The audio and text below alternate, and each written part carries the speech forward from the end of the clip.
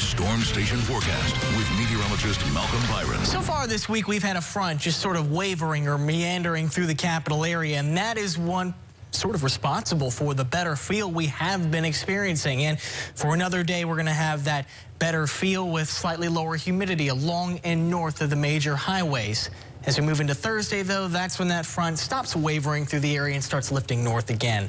And that's going to open the door for more showers and thunderstorms. So that by Friday, we've got a healthy number of them that we're going to have to dodge. So keep that in mind for the afternoon commute, maybe some after-school activities. And even over the weekend, there might be some lingering showers and storms. So if you have outdoor plans over Labor Day weekend, it's a forecast to monitor, as we can't guarantee that it will be entirely rain-free.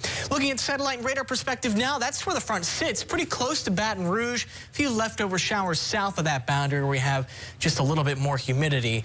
But notice what happens to that front overnight. It goes back toward the coast. And if we were to see an overnight shower or storm, it would likely be along the coast. I think we're dry in Baton Rouge overnight. Waking up to just a few clouds tomorrow morning. And with that front just off to the south of Baton Rouge, we're going to have that better feel tomorrow. Can't rule out maybe a stray shower or two, but those will be the exception as opposed to the rule. Now we're going to take the clock into Thursday, and you can see that front, that dashed line moving north. And that opens the door for plenty of humidity. And we'll start to increase our rain chances a little bit more on Thursday, but even then, it's just a few more thunderstorms in the heat of the day.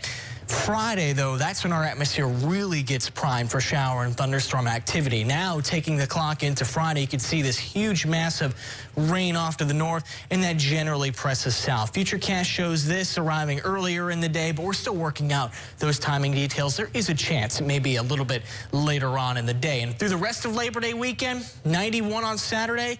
Maybe some isolated showers and thunderstorms, but we are trending in the drier direction. Sunday, we are largely dry with a high of 92 degrees, and we'll keep that 92 degrees into Labor Day as well.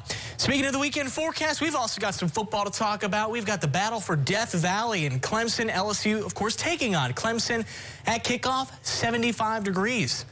That's not too bad. Can't rule out a stray shower there, but even there would be the exception as opposed to the rule. Through halftime, 71 degrees, and then down into the upper 60s by the end of the game.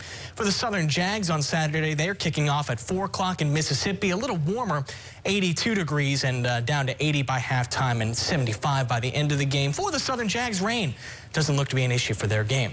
There's your Storm Station 7-day forecast, and, well, you can see that spike in rain chances by Friday and Saturday.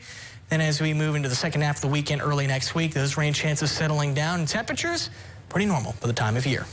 From the Storm Station, we're tracking the tropics. Still tracking Tropical Storm Fernand, and, well, it has max sustained winds at 45 miles per hour. Slight uptick in strength, believe it or not. That's not going to last for too much longer.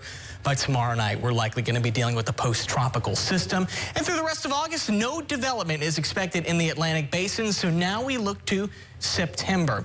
Climate Prediction Center is saying there's a low chance of tropical development in this main development region between Africa and the Lesser Antilles. That's pretty typical, though, for September. It's a low chance, so certainly not guaranteed. Maybe slightly higher signal for development in mid-September in this region, also not unusual. Also, going to have to keep an eye on the Western Caribbean and Southwest Gulf, but nothing definitive that we're concerned about at this particular point in time. We're going to take a break on the news at 10 and continue after this break.